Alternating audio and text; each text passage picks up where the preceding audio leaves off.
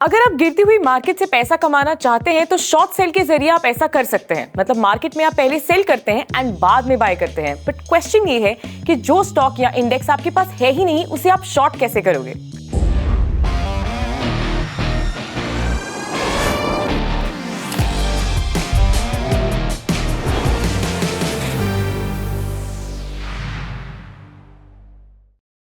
Hello everyone, I am Asta Khurana and welcome to Zerodha Varsity Videos. To answer your question, how you can sell a stock that you don't have, you can, and उसे कहते हैं naked short. Naked short में आप intraday में पहले stock को cell करते हैं जो आपके पास नहीं है एंड बाद में उसे बाय कर सकते हैं। लेकिन ये रिटेल इन्वेस्टर्स ही कर सकते हैं, इंस्टीट्यूशनल इन्वेस्टर्स को इंट्राडे में भी शॉर्ट सेल करना अलाउड नहीं है। फॉर एग्जाम्पल, विनीत के पास टाटा मोटर्स के 100 शेयर्स हैं जो उसने 940 पर शॉर्ट किए हैं।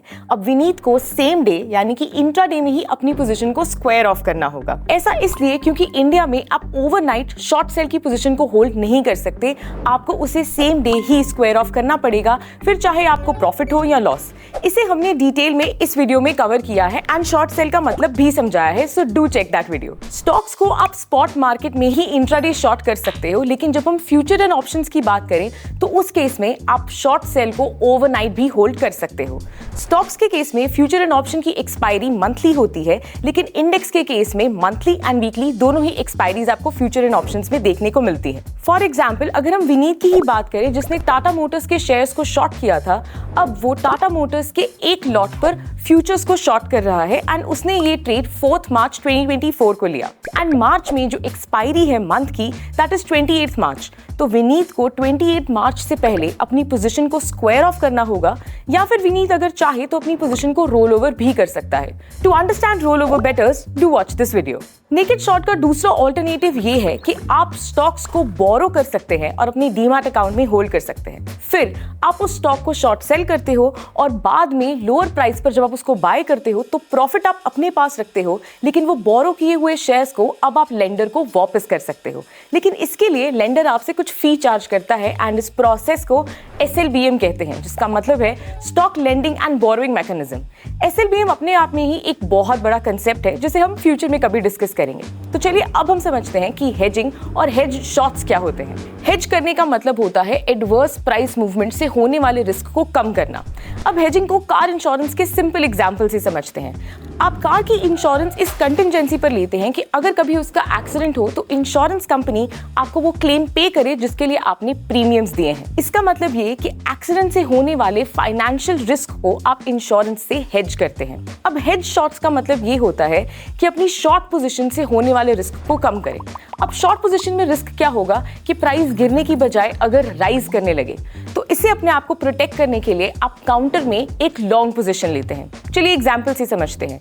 जैसे कि हमने बात करी थी कि विनीत ने टाटा मोटर्स का एक फ्यूचर का लॉट शॉर्ट किया था, लेकिन टाटा मोटर्स की कुछ पॉजिटिव न्यूज आती है एंड विनीत को लगता है कि 28 मार्च की एक्सपायरी से पहले ये स्टॉक थोड़ा ऊपर जा सकता है एंड वो अपने पोर्टफोलियो की वैल्यू को प्रोटेक्ट करना चाहता है। तो अब विनीत क्या कर सकता है, वो टाटा मोटर्स का कॉल ऑप्शन बाय कर सकता है एक लॉट का।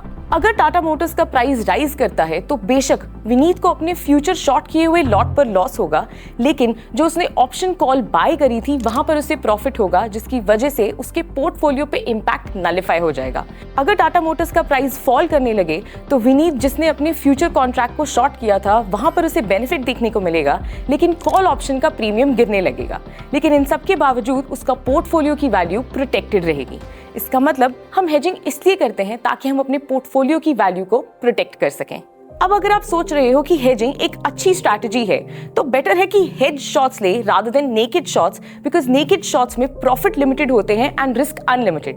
तो इससे पहले आपको हेजिंग के भी कुछ चैलेंजेस पता होने चाहिए। सबसे पहला तो ये कि इसमें आपको एक्स्ट्रा ब्रोकरेज चार्जेस पे करने पड़ सकते हैं, एक्स्ट्रा कैपिटल की जरूरत है, रिटर्न्स कम हो जाते हैं एक्सेट्रा। तो ऐसे में आपको हेज्ड बेट्स लेनी चाहिए या फिर नेकेड शॉर्ट्स लेने चाहिए। ये डिपेंड करता है आपकी रिस्क टेकिंग कैपेसिटी एंड आपकी कैपिटल के ऊपर। तो चलिए इस वीडियो को कंक्लूड करते हैं एंड समझते हैं कि हमने इस वीडियो से क्या सीखा। नेकेड शॉर्ट का मतलब ये होता है कि आप सबसे पहले सेल करते हैं even though you don't have the stock, and बाद में आप उसे बाय भी कर सकते हैं, लेकिन ये सब इंट्राडे में ही होता है एंड इंस्टीट्यूशनल इन्वेस्टर्स इंट्राडे में भी शॉर्ट सेल नहीं कर सकते। दूसरा पॉइंट ये है कि हेजिंग का मतलब होता है एडवर्स प्राइस मूवमेंट से कैसे आप अपने पोर्टफोलियो को प्रोटेक्ट करें, एंड हेज शॉर्ट्स का मतलब होता है अपनी शॉर्ट पोजीशन को प्रोटेक्ट करने के लिए काउंटर में लॉन्ग पोजीशंस लेना। एंड लास्टली, कौन से तरीके की शॉर्टिंग आप कर सकते हैं, हेज्ड या फिर नेकेड, ये डिपेंड करता है आपकी रिस्क टेकिंग कैपेसिटी एंड आपकी कैपिटल के ऊपर। आई होप आपको ये वीडियो इन्फॉर्मेटिव लगा होगा। मिलते हैं अगली वीडियो में, तब तक के लिए हैप्पी इन्वेस्टिंग।